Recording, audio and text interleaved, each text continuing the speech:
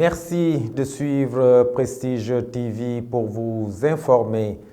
Les titres de ce journal à Thiès, son nouveau maire de la ville, Dr Babacar Diop, est installé officiellement ce matin. Au conseil départemental de Thiès, Pape Siré Dia succède à Yankoba Diatara. Et puis, perturbation dans le milieu scolaire, les élèves sont inquiets de la situation. Reportage dans ce journal.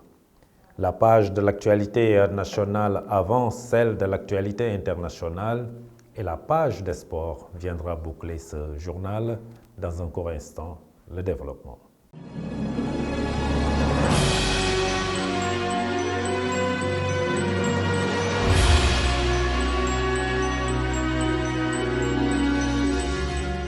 Mesdames, Mademoiselles, Messieurs, bonsoir et bienvenue dans ce journal que nous ouvrons avec le point Covid du jour.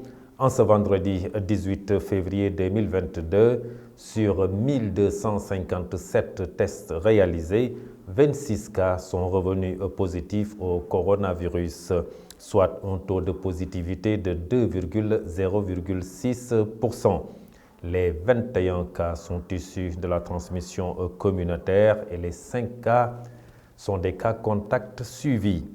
Aucun cas de décès n'a été enregistré. Le point Covid, c'est avec Dr Alioune Badara Ly du ministère de la Santé et de l'Action sociale. Sur 1257 tests réalisés, 26 ont été déclarés positifs, soit un taux de positivité de 2%. Il s'agit de 5 cas contacts suivis par nos services, dont 2 résidents dans le département de Dakar et 3 dans le département de Matam. 21 cas sont issus de la transmission communautaire, avec respectivement 9 cas à Dakar, 5 à Rufisque, 1 à Guédiawaye, 2 à Kaolack, 2 à Mbour, 1 à Kolda et un dernier à Matam. 37 patients suivis ont été contrôlés négatifs et donc déclarés guéris. 5 cas graves sont pris en charge dans les services de réanimation. Aucun cas de décès n'a été enregistré ce jeudi 17 février 2022. L'état des autres patients pris en charge à domicile ou hospitalisés est stable. À ce jour, 85 521 cas ont été déclarés positifs, dont 83 422 guéris, 1958 décédés, et donc aujourd'hui, 140 patients sont sous traitement.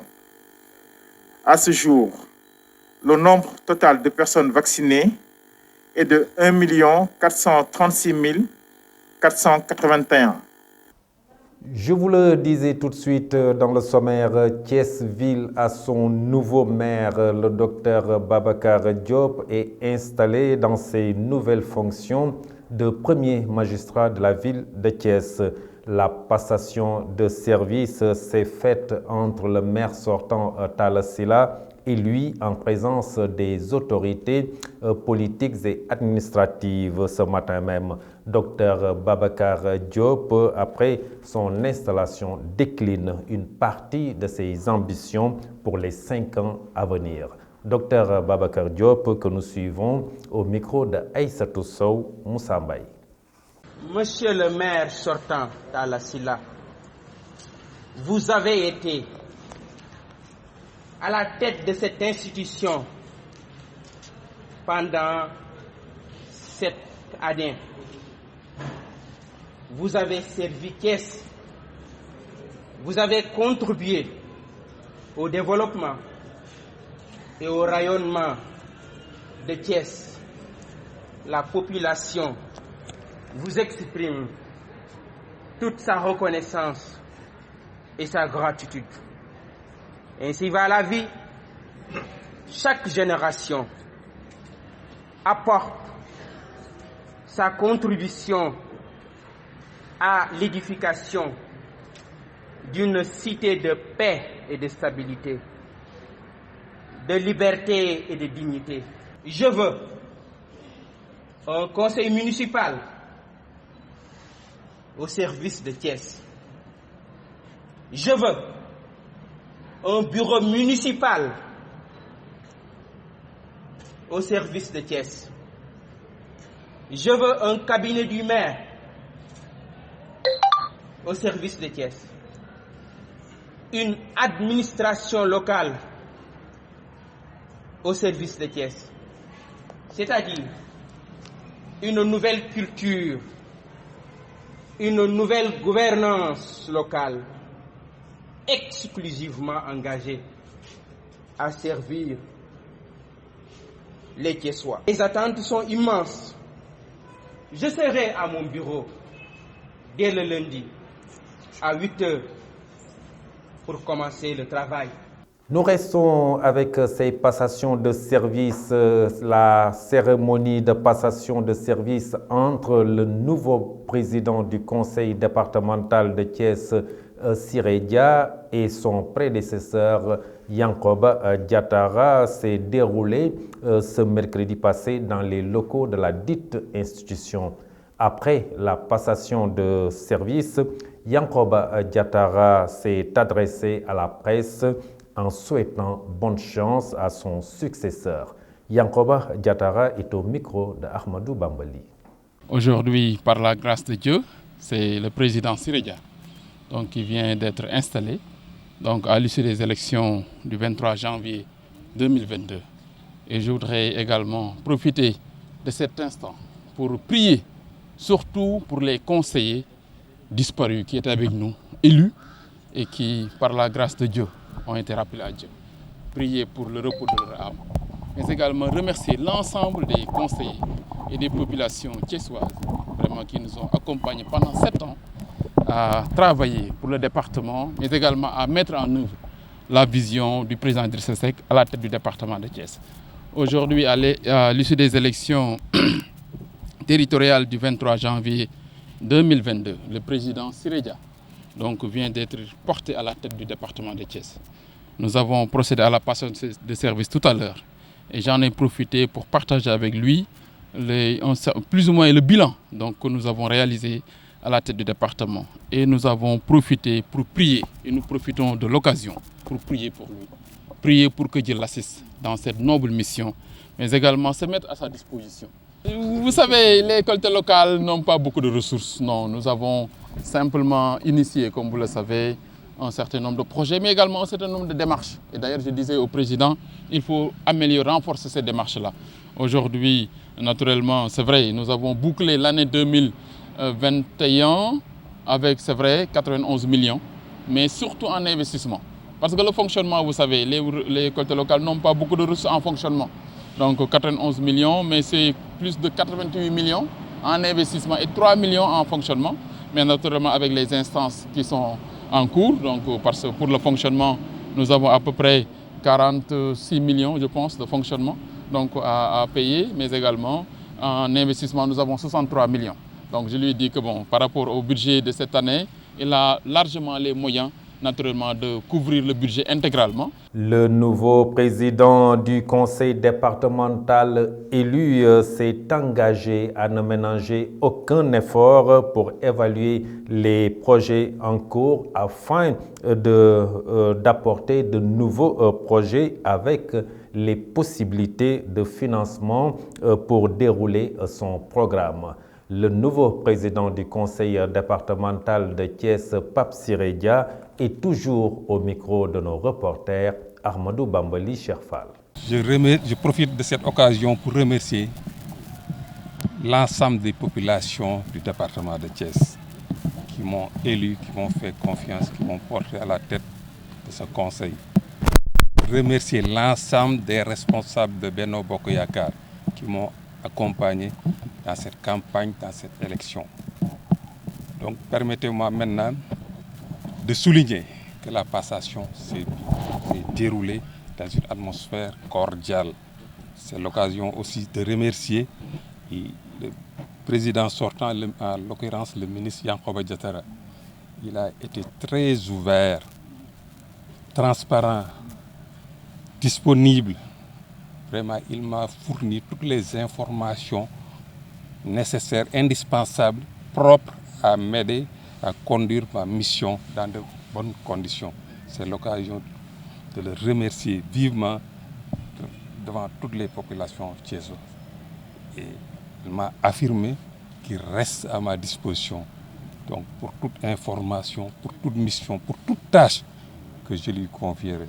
Donc je voudrais, à la face du monde, remercier le ministre Yankhoba Diattara. Donc pour le reste, on vient de terminer la passation de service. Vous me permettrez et vous comprendrez que j'aurai le temps de faire d'abord l'état des lieux, évaluer, réévaluer les projets en cours, voir comment initier de nouveaux projets en rapport, en relation avec les perspectives et les possibilités de financement, donc pour dérouler mon programme. Donc ce sera dans le sillage, donc, et dans la consolidation des acquis que j'ai trouvés sur place. Donc le temps de faire l'état des lieux, évaluer les projets en cours, j'apporterai aussi de projets nouveaux, vraiment propres à rendre le département de Thiès émergent.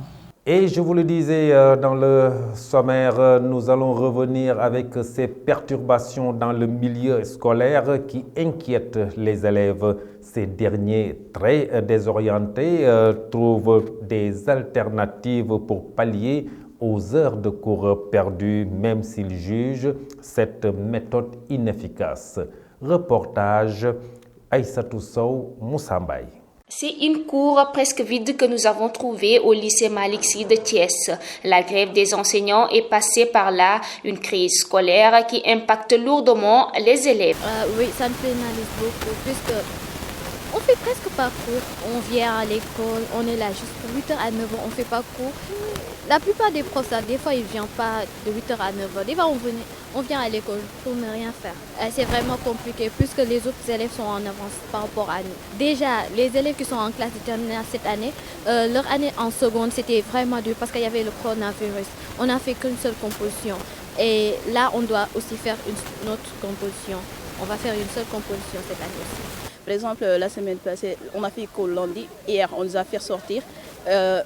Avant-hier, on nous a fait sortir et on n'a pas fait cours. Aujourd'hui non plus. Demain non plus, on ne va pas faire cours. Et vendredi non plus, on ne fera pas cours.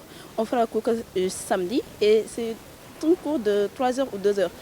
Et avec ça, on est paresseux. Ça nous rend paresseux à la maison parce qu'on ne travaille pas. On va se dire, même si on étudie, même si on ne va pas faire devoir, le prof peut-être qu'il ne va pas venir. Alors, on va se dire, à quoi pour apprendre si on ne fait pas cours à la maison. Donc, en tant qu'élève, c'est trop dur. Par exemple, en classe seconde, surtout nous qui sommes en classe terminale, en seconde, on ne faisait pas cours. On a fait 4 mois, je ne sais pas, avec Corona.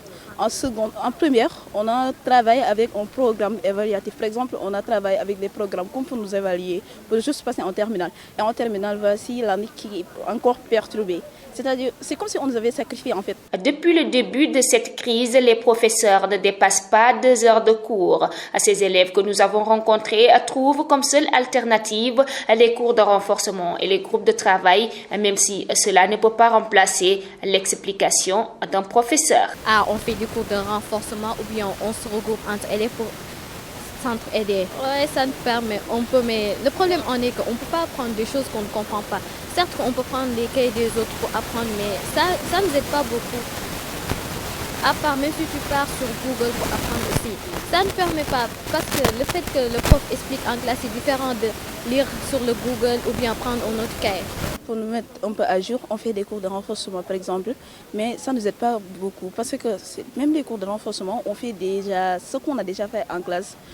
On n'avance pas par rapport à la classe. Par exemple, le prof ne peut pas venir faire un cours que le prof en classe ne fait pas.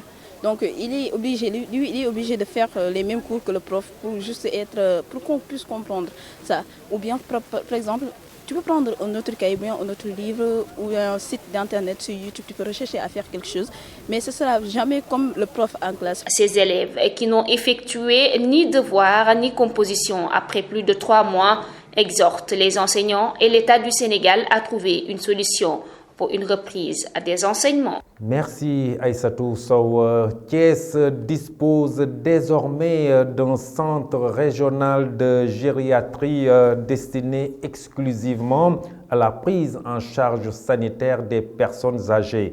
La structure d'un coût de 500 millions de francs CFA, un don de la Fondation Sonatel a été inauguré ce mardi en présence des autorités administratives et politiques.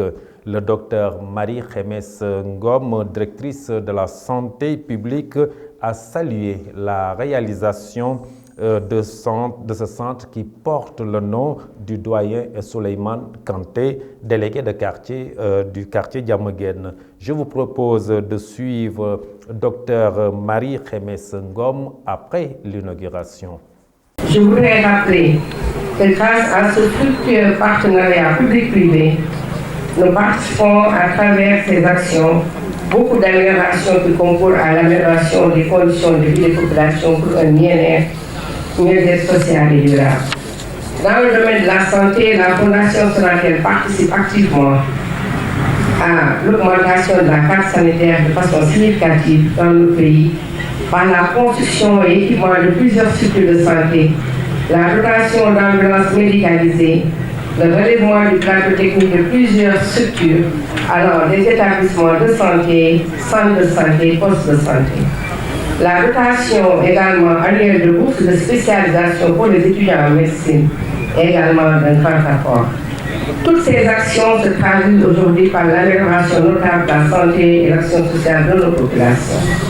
C'est pour perpétuer cette tradition que la Sonatel a conçu et mis à la disposition du département de la santé ce centre, ce beau bijou, ce centre de gériatrie d'un coût estimé à 500 millions de francs CFA, doté d'équipements de dernière génération nécessaires à la prise en charge des patients du troisième âge. Mesdames, Messieurs, chers invités, le centre de gériatrie que nous venons d'inaugurer aujourd'hui vient enrichir certes notre carte sanitaire et renforcer de même l'offre de soins destinés aux personnes âgées.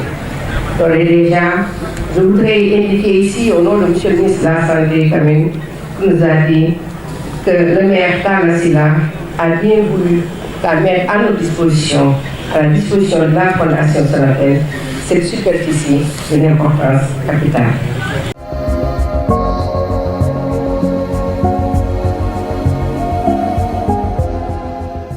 La page de l'actualité nationale, Barthélémy Diaz est installé comme nouveau maire de Dakar. Je ne suis pas à la tête de la ville pour un combat contre les institutions de l'État, dira-t-il. La page de l'actualité nationale, c'est avec Mam Biram Gaye. L'ambassadeur de Turquie à Dakar, Ahmed Kavas, a annoncé que son pays prévoit d'accueillir désormais jusqu'à 2000 étudiants sénégalais par an dans ses universités. En 2021, nous avons quadruplé le nombre d'étudiants en octroyant 800 visas. Du coup, le nombre d'étudiants s'est élevé à 1200. Cette année, ça va dépasser 2000 dans les universités turques. Ahmed Kavas a rappelé qu'à son arrivée au Sénégal en 2020, il n'y avait que 120 étudiants sénégalais dans les universités et écoles de formation en Turquie. Parlons autre chose. Dakar et Tokyo mettent sur pied un comité de pilotage de leur coopération sanitaire. Le Japon et le Sénégal ont créé un comité de pilotage de suivre et d'évaluer la coopération entre les deux pays dans le domaine de la santé. La pertinence et le fait que ce comité de pilotage intégré nous permettra de faire un suivi rapproché des interventions en matière de santé, s'est réjoui le secrétaire général du ministère de la Santé et de l'Action sociale, Alassane Meng. Cette nouvelle instance donnera plus d'efficacité et d'harmonie à l'aide fournie par le Japon au ministère sénégalais, selon M. Meng. Nous terminons avec Barthélémy Diaz. Le nouveau maire de la ville de Dakar prend ses marques dans la gestion municipale au niveau de la capitale sénégalaise ce matin. Barthélémy Diaz a été officiellement installé par le préfet de Dakar. À ce titre, c'est l'État du Sénégal qui est, dans un premier temps, interpellé par le nouveau maire de Dakar. J'invite l'État à une collaboration sincère dans un souci d'approfondir la gouvernance et la démocratie locale pour de belles réalisations au profil des Dakarois, avance le maire de la ville de Dakar, Barthélémy Diaz. C'était tout pour cette page nationale. Nous vous donnons rendez-vous demain pour d'autres informations.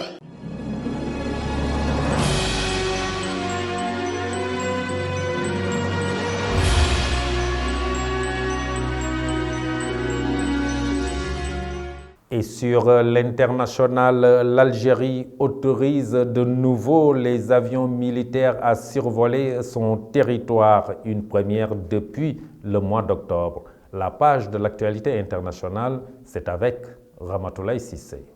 Démarrons l'actualité internationale par l'UE-UA, coup d'envoi du 6e sommet pour repenser la relation Afrique-Europe.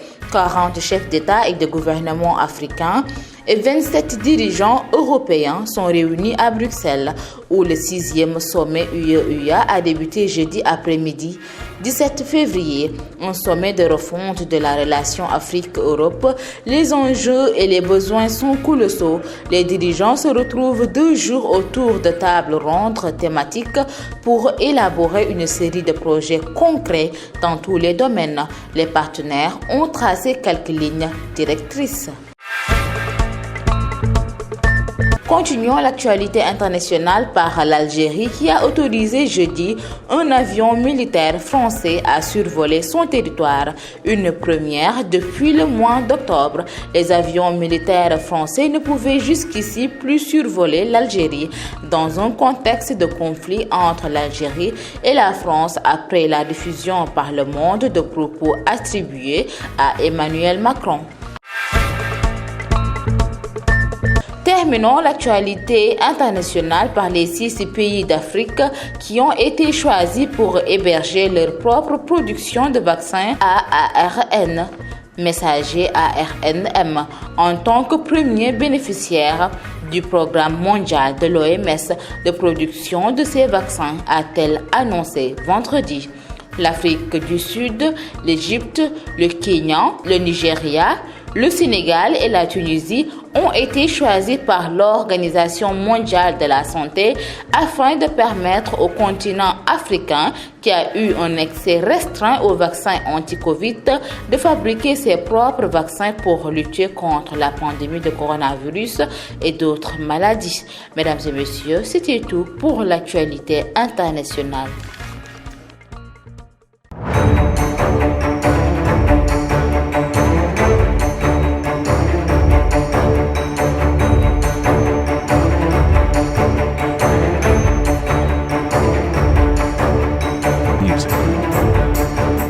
Le stade du Sénégal sera inauguré le 22 février prochain.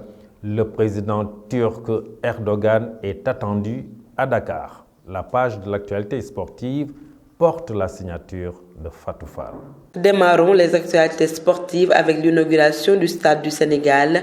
Le président turc Erdogan attendu à Dakar. 2 ans après le début des travaux, le nouveau stade de Diamniadio où doit se tenir le prochain match des Lions de la Teranga face aux pharaons d'Égypte lors des barrages pour la Coupe du Monde 2022. Construit par une société turque, ce nouveau joyau sera réceptionné et inauguré le 22 février 2022 par le chef de l'État Macky Sall, mais aussi avec la présence du président turc Recep Tayyip Erdogan est attendu à Dakar ce lundi, selon l'ambassadeur de Turquie à Dakar, Ahmet Kavas. Ensuite, les résultats du 16e de finale aller de la Ligue Europa, FC Barcelone 1, Naples 1, Borussia Dortmund 2, Glasgow Rangers 4, Zenit Saint-Pétersbourg 2, Betis 3, Sheriff Tiraspol 2, Braga 0. Terminons avec Ligue Europa conférence. L'OM s'impose face au Karabakh. Pape Gueye et Bamba Dieng passeurs décisives. L'OM s'impose du piège azerbaïdjanais et prend une sérieuse option pour la qualification au 8e de finale ce jeudi soir au Vélodrome. La formation entraînée par Georges Sampaoli est venue à Bout-Karabakh grâce notamment à ces 2 internationaux sénégalais qui sont Pape Alassane Gueye et Cheikh Ahmadou Bamba Dieng.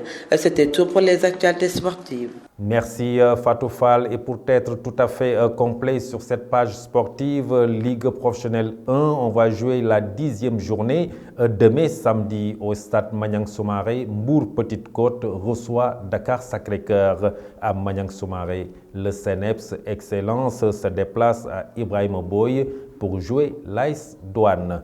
Et demain, dimanche, ici même au stade Maniang Soumaré à 15h en Ligue professionnelle 2, Walidan de Thiès reçoit Duc Dakar Université Club et à 17h, le derby thiessois Amitié Football Club contre Thiès Football Club.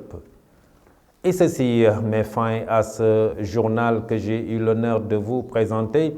Merci de l'avoir suivi. Ne quittez pas dans un court instant la version Wolof avec Mamadou Saturne Ndione. Cette version française est à présent terminée.